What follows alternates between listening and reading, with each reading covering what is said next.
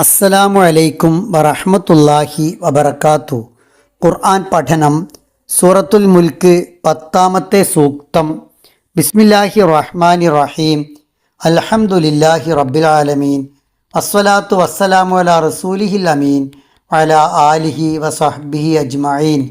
വഖാലു, അവർ പറയുകയും ചെയ്യും, ലൗ കുന്ന, ഞങ്ങളായിരുന്നുവെങ്കിൽ, നസ്മഅ, ഞങ്ങൾ കേൾക്കുകയും, ഔ അല്ലെങ്കിൽ ഞക്കിൽ, ഞങ്ങൾ ചിന്തിക്കുകയും ചെയ്തിരുന്നുവെങ്കിൽ, മാ കുന്ന, ഞങ്ങൾ ആവുകയില്ലായിരുന്നു, ഫി അസ്ഹാബി, അവകാശികളിൽ, അസ്സഈർ, നരകത്തിൻ്റെ. നരകാവകാശികളോട് നിങ്ങളിലേക്ക് മുന്നറിയിപ്പുകാരൻ വന്നിരുന്നില്ലേ എന്ന ചോദ്യവും വന്നിരുന്നു, ഞങ്ങളപ്പോൾ അതിനെ നിഷേധിച്ചു എന്ന ഉത്തരവുമാണ് മുൻ സൂക്തങ്ങളിൽ പറഞ്ഞത്.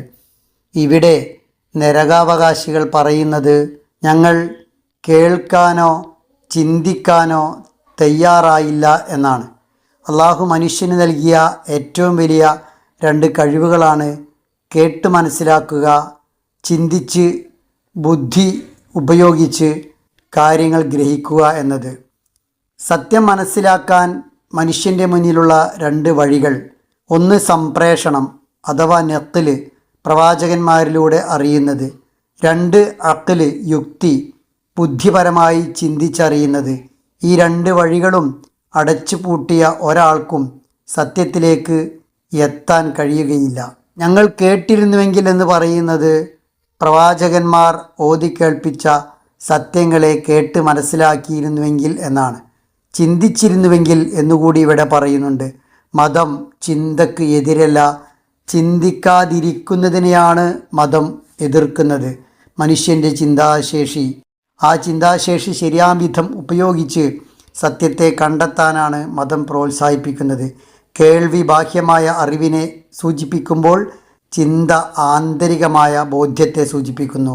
പുറത്തു നിന്നുള്ള ഉപദേശങ്ങൾ സ്വീകരിക്കുകയോ സ്വന്തം മനസാക്ഷിയോട് ചോദിക്കുകയോ ചെയ്യാത്തതുകൊണ്ട് ബാഹ്യമായും ആന്തരികമായും തങ്ങൾ പരാജയപ്പെട്ടു എന്നാണ് അവർ പറയുന്നത്. കേൾവിയും ബുദ്ധിയും ശരിയായ രീതിയിൽ സമന്വയിപ്പിച്ചാലേ ഒരാൾക്ക് കൃത്യമായ വിശ്വാസത്തിലേക്ക്, ഈമാനിലേക്ക് എത്താൻ കഴിയുകയുള്ളൂ. അതിലേതെങ്കിലും ഒന്ന് പിഴച്ചാൽ ആ മനുഷ്യൻ വഴി പിഴച്ചു പോവുകയാണ് ചെയ്യുക. ഇവിടെ ആദ്യം കേൾവിയും പിന്നെ ചിന്തയുമാണ് അള്ളാഹു സൂചിപ്പിച്ചത്. ഒരു കുട്ടി ജനിക്കുമ്പോൾ ആദ്യം വികസിക്കുന്നത് കേൾവിയാണ്. കേൾവിയിലൂടെയാണ് മനുഷ്യൻ വിജ്ഞാനത്തിൻ്റെ ആദ്യ പാഠങ്ങൾ ഉൾക്കൊള്ളുന്നത്.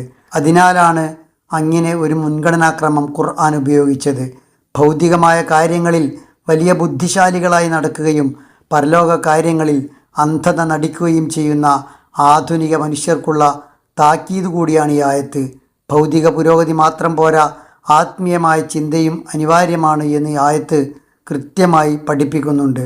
യുക്തിവാദവും നാസ്തികതയും കൊണ്ടു നടക്കുന്നവർ യഥാർത്ഥത്തിൽ ബുദ്ധി ഉപയോഗിക്കുന്നവരല്ല, മറിച്ച് തങ്ങളുടെ തന്നിഷ്ടങ്ങളെ പിന്തുടരുന്നവരാണ്. യഥാർത്ഥ യുക്തിചിന്ത മനുഷ്യനെ അള്ളാഹുവിലേക്കാണ് എത്തിക്കുക. ബുദ്ധിയെയും ശാസ്ത്രീയ ചിന്തയെയും ശരിയായ രീതിയിൽ ഉപയോഗിക്കാത്തതിൻ്റെ ദുരന്തമാണ് നരകാവകാശികൾ അനുഭവിക്കുന്നത് എന്നാണ് ഈ ആയത്തിൻ്റെ സാരം. മനുഷ്യർ സ്വന്തം കർമ്മങ്ങളിലൂടെയാണ് തങ്ങളുടെ അന്ത്യവിധി നിശ്ചയിക്കുന്നത്.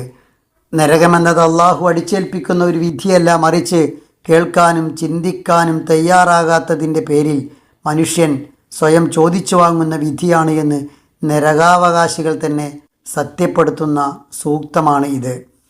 നരകാവകാശികളുടെ 2 തരം സ്വഭാവങ്ങൾ ഈ സൂക്തത്തിലുണ്ട്. ദുനിയാവിലെ സ്വഭാവം സത്യത്തിന് നേരെ പുറംതിരിഞ്ഞു നിൽക്കലാണ്, ഉപദേശം കേൾക്കാൻ മടിക്കലാണ്, അഹങ്കാരത്തോടെ ചിന്തയെ മൂടിവെക്കലാണ്.